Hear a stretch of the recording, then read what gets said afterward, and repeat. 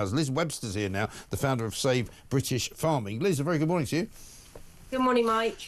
We've got a few things to talk about this morning. I noticed there's a new OBR report that's out, which basically says that the increase in inheritance tax on farmers will only raise £500 million, which is just about enough to cover the £500 million they want to spend on giving aid to farmers in foreign countries to help them with their climate change targets.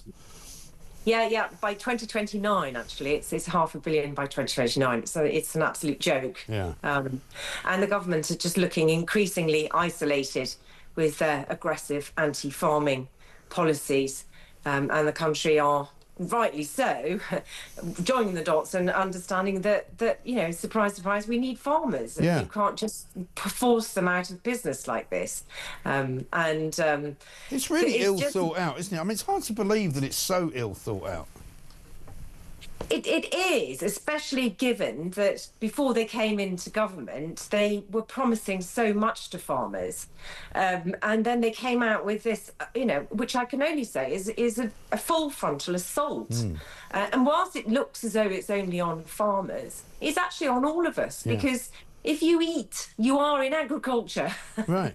And the supermarkets are telling you that, they're coming out and sort of saying, well, actually, we've got a slight problem if you get rid of all of these farms, because we're not going to have enough food. Right. Well, I mean, Morrison's, I don't know what the Labour government were doing when we had COVID. Everyone else was going out and clapping our farmers. We were essential workers. Right.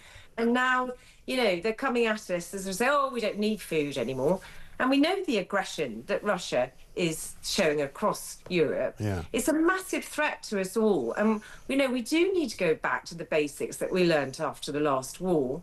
But it seems as though everybody else is doing that, apart from the Labour government, who are increasingly isolated. Well, I was going to say, it's literally it's almost like there's so many policies that are being introduced by this government where the only support for those policies is sort of inside the Cabinet Office or inside Downing Street or on the Labour benches, that nobody else in the country thinks any of it's a good idea. And now, as you say, Tesco's have joined Asda, Morrison's and even Sainsbury's, who have all asked the government to rethink it. Yeah. It's a shambles, actually. It really is. But for farmers, it's been horrendous. We've had so much to put up with over the last few years with COVID, the Ukraine war, the inflation, the weather, and all the Brexit changes. And then we just sort of get this kick in the teeth, and then we're continually pushing and people are behind us, and time again all we get are the same lies, and there are lies to defend the government's position, and they are defending the indefensible. And when are they going to turn around and actually admit that they got it wrong? I mean, we all know Margaret Thatcher famously said the lady's not for turning, but at some point you look ludicrous when you're defending something which is so wrong. Yeah, exactly.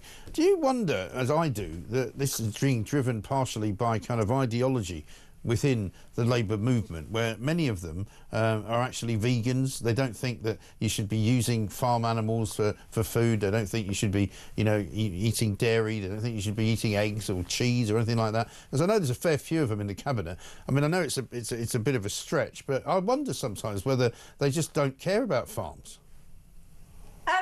They are actually quite pro intensification. They're quite pro factory farming.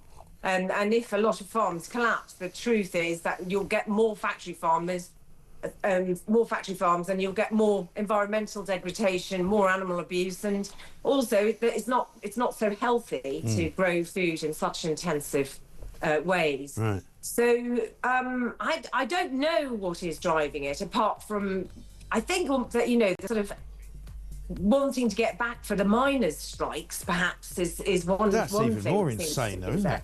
Yeah. I mean, and as I said, even vegans eat food that farmers grow, so it doesn't actually make any sense. I think that they've decided to go with this position, and they are stuck with it now, and they're looking comical because the whole country is looking at them and sort of saying, this doesn't make any sense. Right. No, exactly right. Liz, well, we wish you the best of luck, as we always do. We'll keep the pressure up if we can. This is Morning Glory.